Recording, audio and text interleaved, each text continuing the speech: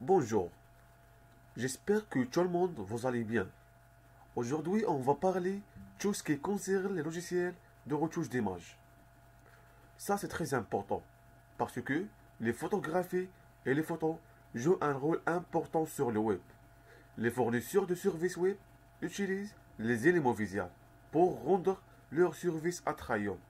Les entreprises utilisent des photographies de haute qualité pour la publicité extérieure.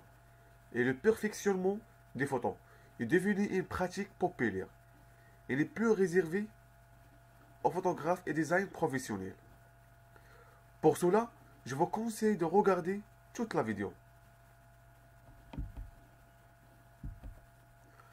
Dans cette présentation, il y aura deux parties. La partie théorique et la partie pratique. La partie théorique, d'abord, on va voir la notion d'image numérique et puis la définition de retouche d'image, à quoi sert un logiciel de retouche d'image, et après, on va voir les logiciels libres. Et la partie pratique. Dans cette partie, on va traiter deux exemples de logiciels de retouche d'image. Le Photoshop et GMAP.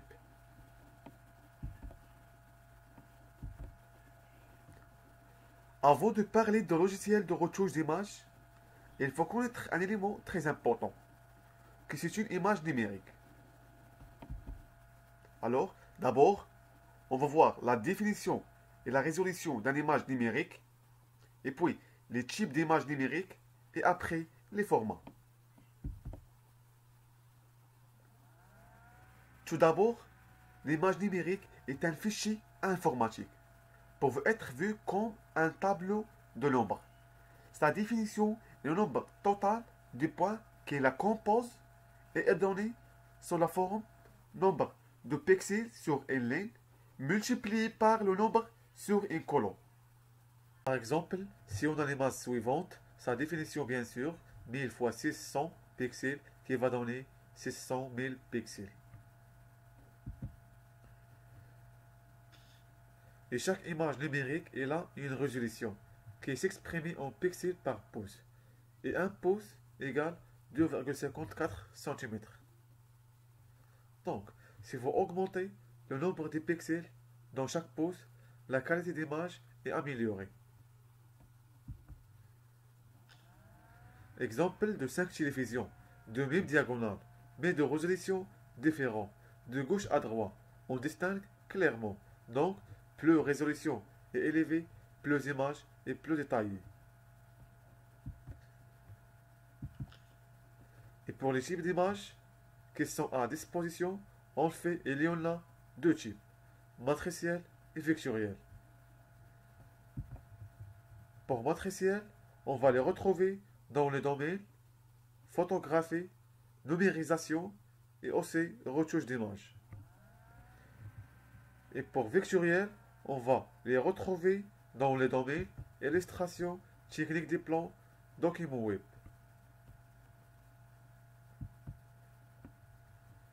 Et pour les formats d'images qui existent, on a TIFF, PNG, AI, JPG, EPS, GIF, SVG, etc.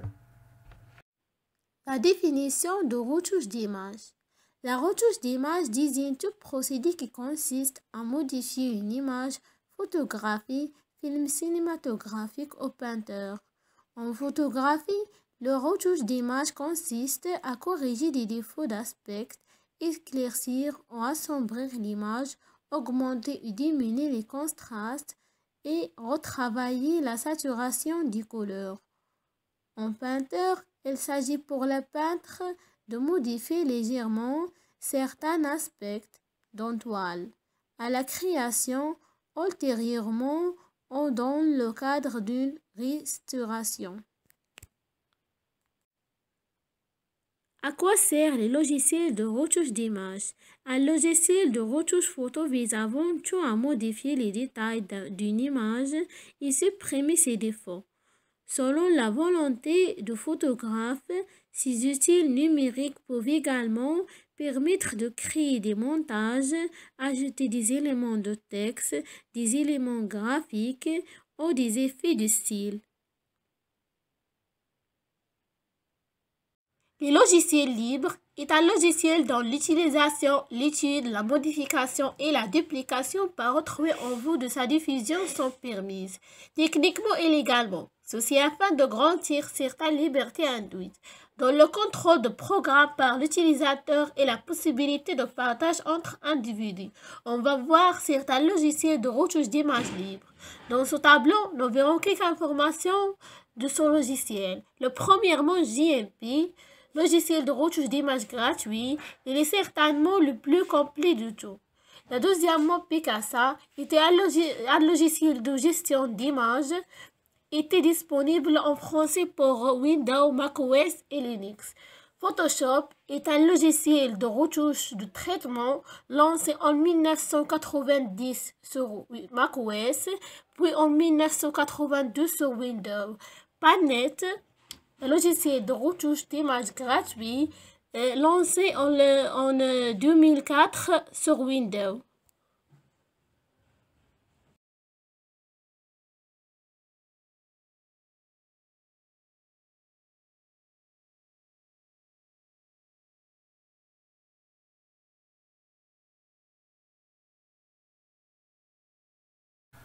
Le Photoshop.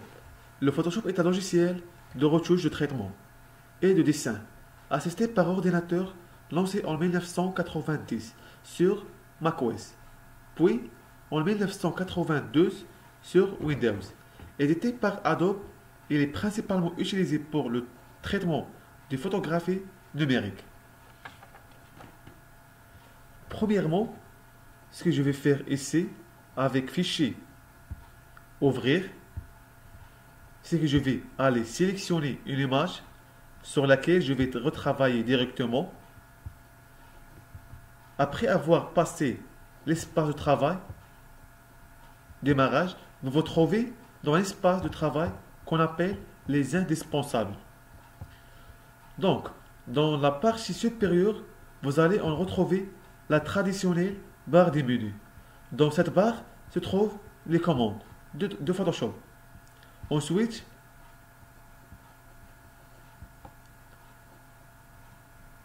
vous avez le panneau de contrôle, qui est la barre des options, plus un sélecteur des espaces de travail, ainsi qu'un outil de recherche. Et vous allez aussi trouver une commande qui vous permet de partager votre image. On va retrouver au centre la fenêtre de document et à droite, vous allez trouver les panneaux. Ils sont placés là par défaut.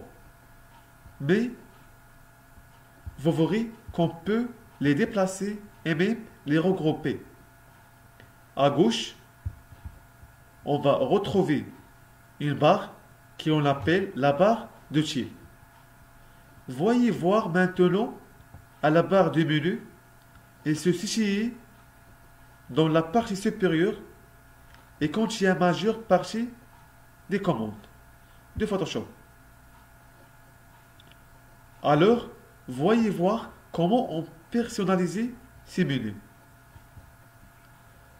Vous allez dans le menu édition, cliquez sur menu, il s'affiche une fenêtre qui contient des menus de l'application et des menus du panneau. Et vous avez deux colonnes, la colonne de visibilité et la colonne pour les couleurs. Si vous cliquez sur icône de visibilité, vous allez pouvoir masquer la commande. Et la colonne de couleurs, vous allez pouvoir assigner une couleur cette commande. Par exemple, si je souhaite masquer la commande nouveau, ainsi que toutes les commandes ouvrir, je vais cliquer sur icône de visibilité correspondant aux commandes je vais pourquoi pas assigner des couleurs à d'autres commandes.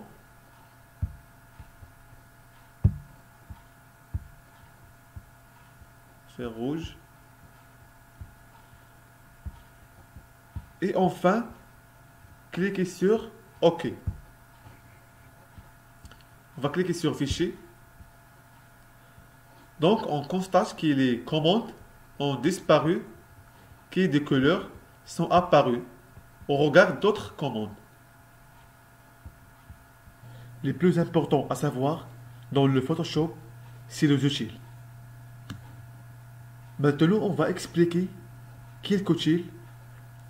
Première chose qu'on a donc dans notre barre d'outils qui est ici, c'est un outil de déplacement. Ça veut dire ça va sélectionner votre image, votre calque par un outil de sélection qui va permettre de faire une sélection d'un zone et vous allez pouvoir le déplacer un petit peu comme vous voulez. Et après, cliquez sur sélectionner et masquer.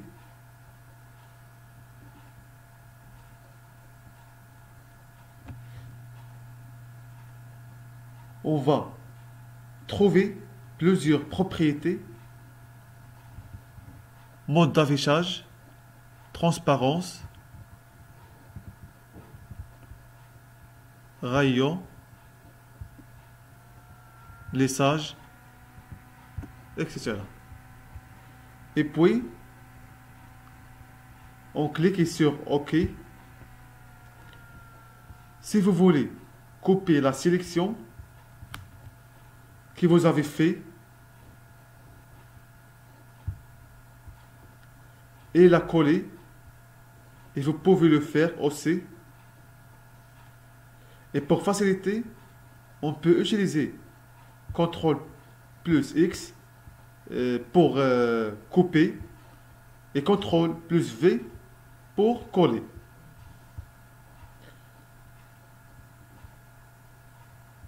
Et autre outil, comme outil lasso,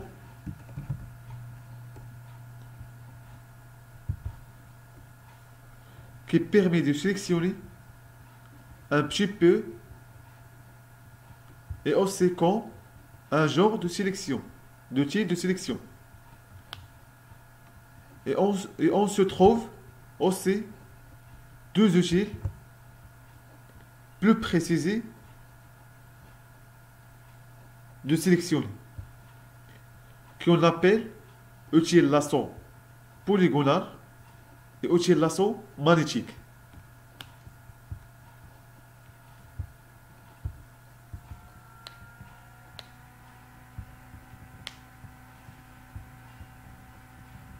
Voilà.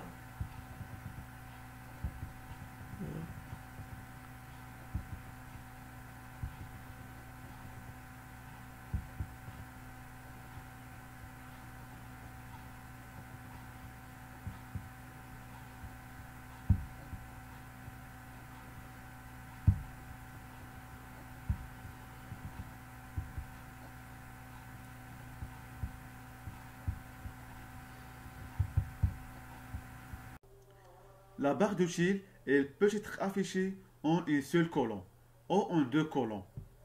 Pour l'afficher en deux colonnes, cliquez sur la petite flèche en haut à gauche. Voilà, là elle en deux colonnes.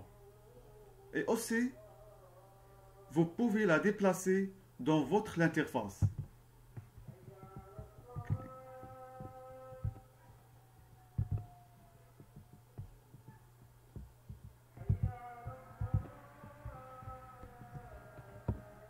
Voilà. Cette barre peut être cachée. Pour cela, allez dans le menu Fenêtre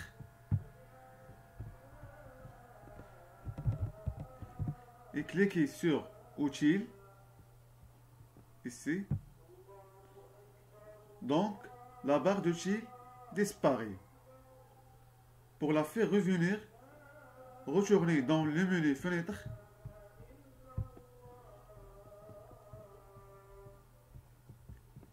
Et cliquez utile. Voilà. Donc, j'ai monté une vidéo pour bien expliquer ces outils.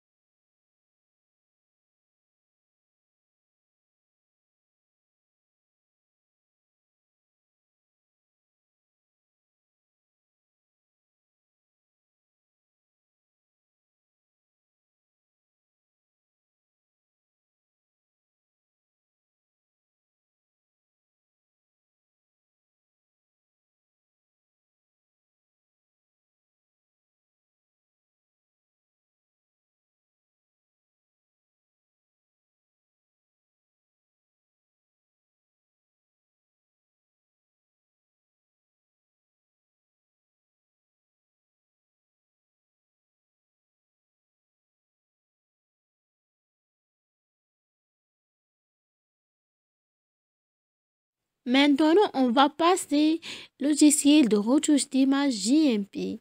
GMP est une abréviation du GNU Image Manipulation Programme, logiciel de retouche d'image bitmap dont la puissance est comparable à Photoshop, diffusé sur la licence GPL v3 comme un logiciel gratuit et libre. Il en existe des versions pour la plupart des systèmes d'exploitation dont Linux, macOS et Microsoft Windows. La première version de ce logiciel, 29 juillet 1995, et la dernière version, 7 octobre 2020. Le format spécifique de GMP est le format XCF, qui permet de conserver les calques, canons et les autres paramètres propres à une image modifiée avec GMP. GMP supporte également le format OpenRaster. On dit grande force de GMP et sa capacité de scriptage. Il est interfacé avec de nombreux langages de programmation. Cela permet d'automatiser des traitements répétitifs et de créer des modèles d'extension. Il existe un greffon spécialisé dans l'animation appelé GAP, GMP Animation Package, permettant l'import et l'export dans différents formats vidéo, de déplacer, tourner et agrandir des objets sur différentes couches et d'y ajouter du son.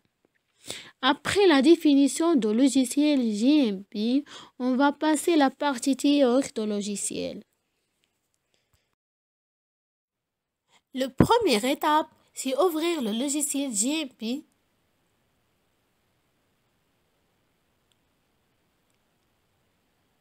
Puis on trouve la zone où on va travailler et la barre d'outils. Ouvrir, on va afficher et cliquer en ouvrir. On va chercher l'image que peut éditer.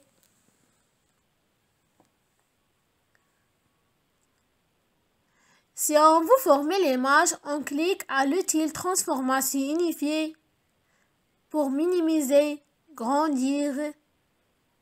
Et aussi on peut faire une rotation.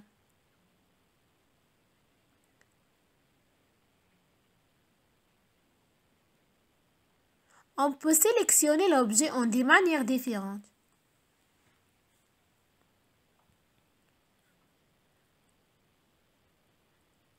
Dans cette photo, on va utiliser la commande renier selon la sélection et sélection par ciseaux.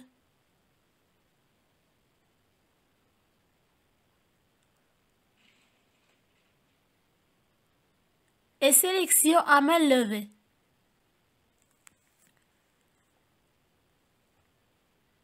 Après, utiliser l'outil de déplacement, la sélection.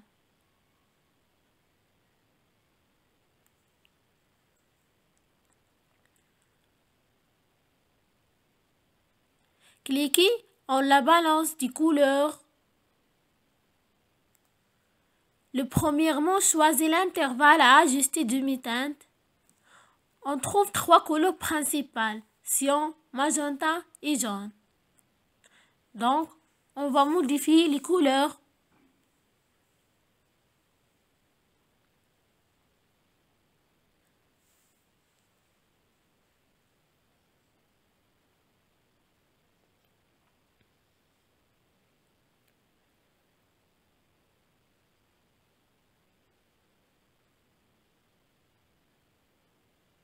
Entre vous, c'est le choix de diviser la vue.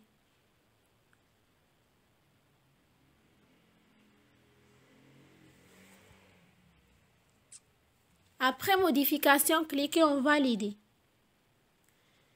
Clique le corps de couleur. On trouve le canal en 5 options. La valeur et les 3 couleurs principales. Premièrement, le rouge et vert.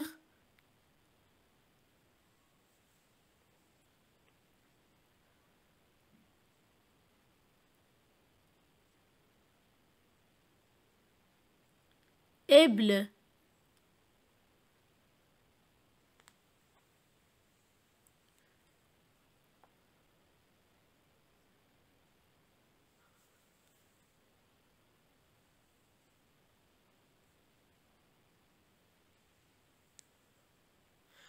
Après, on a choisi le style de texte. Permet d'écrire un texte dans une image.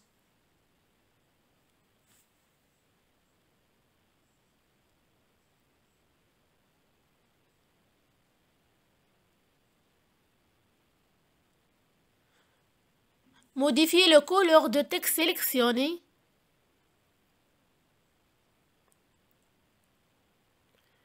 Et aussi modifier le format de texte.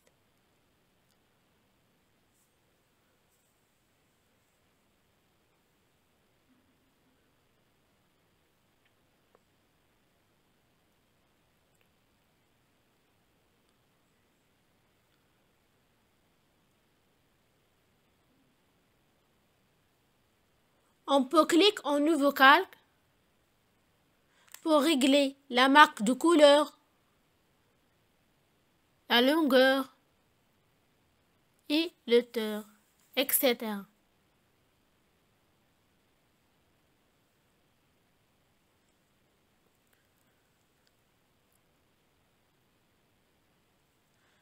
Finalement,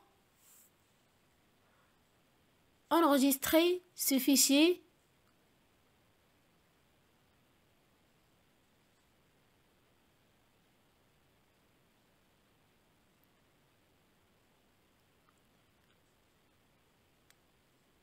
Et fermer le logiciel.